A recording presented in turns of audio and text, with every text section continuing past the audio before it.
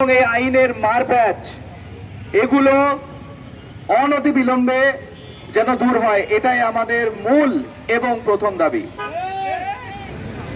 আজকে বর্তমানে যেই জাস্টিস গুলো চলছে বা যেই রকম আইনের বিচার কার্য চলছে, এগুলো যতটা তাড়াতাড়ি সম্ভব সেগুলো নিরসনের দাবির জন্য আমরা এখানে দাঁড়িয়েছি। আজকে এই রাজুর দেশে আমরা গণযোগাযোগ ও সাংবাদিকতার ছাত্ররা আমরা এমন কোন দিন একটা পেপার খুলেছি এবং পেপার খুলে দেখছি না যে একটা ধর্ষণের ঘটনা ঘটেনি।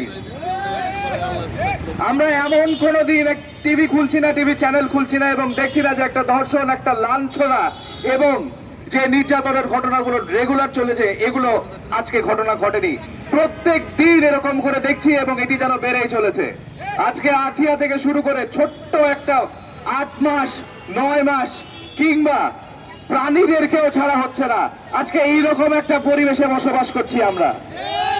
এই পরিবেশে নিরসন চাই এবং একটা নিরাপদ সমাজ, একটা নিরাপদ দেশ এবং একটা নিরাপদ রাষ্ট্র গঠনের জন্য যতটুকু আইন কারণে সংস্কার করা প্রয়োজন যত তাড়াতাড়ি সম্ভব তত তাড়াতাড়ি আপনারা করুন এবং আজকে আমাদের মা বোন সকলের নিরাপত্তার যে বিস্তারটা রয়েছে এগুলো যত তাড়াতাড়ি সম্ভব কায়েম করুন। ধন্যবাদ।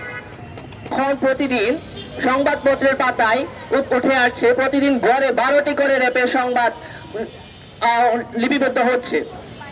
এখন আমাদের জানতে হবে কেন এসব হচ্ছে, কেন এসবের বিচার হচ্ছে না। এই অন্তর্বর্তীকালীন সরকার কি করছে? আমরা ওদেরকে রক্তের উপর দিয়ে ওদেরকে বসতে দিয়েছি সরকারে।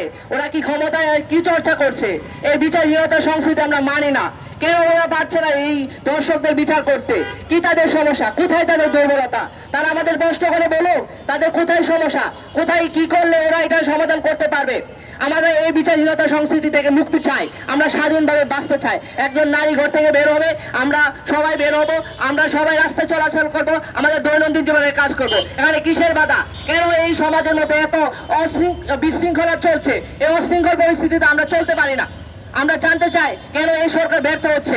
আমরা আপনাদেরকে আমরা রক্তের উপর দিয়ে বসিয়েছি, আপনারা এই রক্তের দানকে এভাবে ত্রুটি যুক্ত অবস্থায় রেখে যেতে পারেন না। আপনাদের কোথায় দুর্বলতা আমাদের বলুন, আমাদের এটা সমাধান করার জন্য সকল অংশীজনের সহযোগিতা কামনা করি।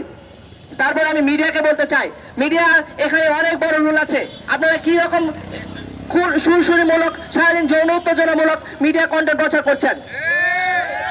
আপনাদের এসব কারণের জন্য আমাদের যুব সমাজে কি রকম একটা অবস্থার মধ্যে দিয়ে মানসিক বিকাশ করছে। ওরা সারাদিন মিডিয়াতে দেখছে যৌন উত্তেজনাজনক পরিস্থিতি এবং ওরা এখান থেকে শিক্ষা লাভ করতেছে যে আমার বাস্তব জীবনে এরকম একজন সঙ্গী দরকার, কিন্তু ওরা বাস্তব জীবনে এরকম সঙ্গী এটা ধারের কাছেও নাই। আপনারা এসব যৌন উত্তেজক কন্টেন্ট গুলো বন্ধ করুন, আমাদেরকে সুস্থ মানসিক বিকাশের সহযোগিতা করুন। তারপর একটা মহলকে বলে দিতে চাই, আপনাকে ধর্ম এবং জনগণকে সাংঘর্ষিক রূপে অবস্থান করবেন না।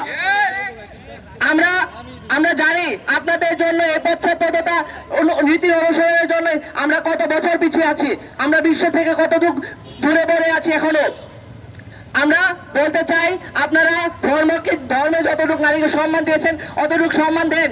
আপনারা নারীকে আপনাদের নিজস্ব মন করা বয়ান দিয়ে আমাদের নারীদেরকে অসম্মান করবেন না, আপনারা ওদেরকে সম্মান দিতে শিখুন।